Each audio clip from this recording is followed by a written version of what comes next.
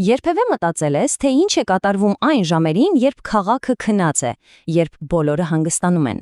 Դե ոմանք հենց այդ լուռ ժամերին են կերտում իրենց ապագան։ Այսօր մենք կխոսենք հենց այդ մասին։ Այն մասին, թե ինչպես է այդ անտեսանելի աշխատանքը բաժանում հաջողակներին մնացած բոլորից։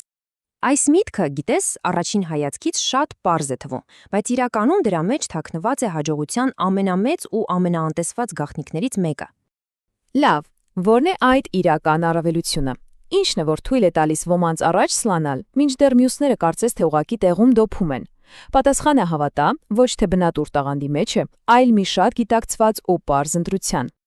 Եկ մի պահ անկեղծ լինենք։ Հաճախ, երբ նայում ենք հաջողակ մարդկանց, մեր առաջին միտքը լինում է. դե իհարկե, նա ուղղակի ավելի խելացի է, կամ նա տաղանդավոր է ծնվել։ Բայց իրոք դա է ամբողջ պատմությունը։ Իրոք ամեն ինչ այդքան պարզ է։ Ոչ, կտրականապես ոչ։ Իրական առավելությունը ոչ թե ինչումի մեջ է, այլ երբի։ Ահա եւ ամբողջ բանալին։ Պատկերացրու, նրանք ոչ թե օրվա մեջ ավելի շատ ժամ են ստեղծում, այլ պարզապես օգտագործում են այն ժամերը, որոնք մյուսները համարում են հանգստի կամ զվարճանքի ժամ։ Նրանք խորը կենտրոնացմամբ աշխատում են այն ժամանակ, երբ աշխարհի աղմուկը լրիվ լռել է։ Ուրեմն ամեն ինչ հանգում է մի վճռական պահի։ Ու դա ինչ-որ մեծ հերոսական դրվագ չէ։ Դա ամենօրյա, հաճախ նույնիսկ աննկատ մի փոքրիկ ընտրություն է։ Այս արդարացումները քեզ ծանոթ են։ Իհարկե ծանոթ են, բոլորիս էլ ծանոթ են։ Վախը կանեմ, ուժ չունեմ, սա իմը չի։ Սրանք մեր ուղեղի ամենասիրելի խաղերն են։ Ինչու՞։ Որովհետև մեր ուղեղը ուզում է էներգիա խնայել, ուզում է մնալ հարմարավետության գոտում, ու այս փոքրիկ հարմարավետ ստերով մեզ պահում է տեղում։ Ու հենց այստեղ է, որ ամեն ինչ փոխվում է։ Մինչ բոլորը տեղի են տալիս հոգնածությանն ու այդ հարմար պատրվակներին, ինչ որ մեկը, ինչ որտեղ կայացնում է լրիվ այլ որոշում։ Գիտես, այդ պահին ոչ մի ճանաչում չկա, ոչ ոք քեզ չի ծափահարում, ոչ ոք քեզ չի տեսնում, բայց հենց այդ լուռ միայնակ պահին է, որ դու կերտում ես երկու ամենահզոր բաները՝ ինքնահարգանք ու կարգապահություն։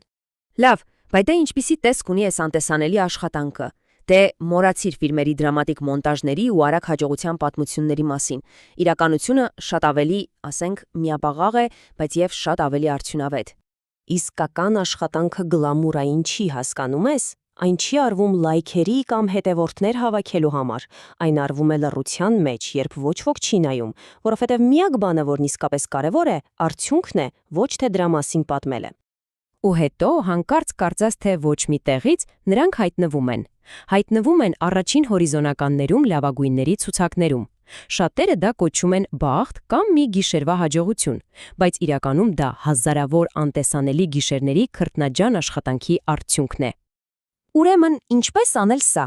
Բարդ բանաձևեր պետք չեն։ Ամեն ինչ շատ ավելի պարզ է։ Ուշադիր լսիր։ Առաջինը՝ կայացրու ընդհանրապես մի փոքր որոշում։ Ոչ թե մի մեծ սարսափելի նպատակ, այլ մի փոքրիկ կառավարելի քայլ։ Երկրորդ՝ կրկնիլ դա ամեն օր, առանց բացառության։ Ու երրորդը, ու սա ամենակարևորն է, արա դա այն ժամանակ, երբ ոչ ոք, բացարձակապես ոչ ոք քեզ չի տեսնում։ Հենց այդտեղ, այդ լռության մեջ է թաքնված իսկական ուժը։ Տեսնում ես, բանաձևն արդեն քո առջև է։ Այն պարզ է ու հասանելի։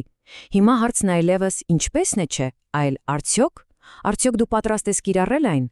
Իրականում երկու ճանապարհ կա։ Մեկը մոտիվացիային սպասելու ճանապարհն է, որը գիտես կարող է ընդմիշտ տևել ու ոչ միտեղ չտանել։ Մյուսը կարգապահության առաջին քայլն է, հենց այս պահին։ Առաջինը հեշտ է, երկրորդը փոխում է ամեն ինչ։ Ընտրությունը քոնն է։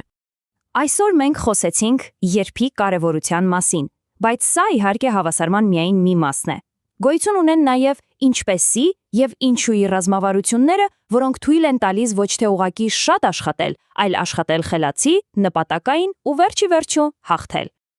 Այնպես որ, եթե դու ուզում ես լինել այն մեկը, ով առաջ է շարժվում, մինչ մյուսները դեռ տեղում կանգնած են, ուրեմն դու ճիշտ տեղում ես։ Ու հավատա, սա միայն սկիզբն է։ Բաժանորդագրվիր, որ մեր այս ճանապարհորդությունը միասին շարունակենք։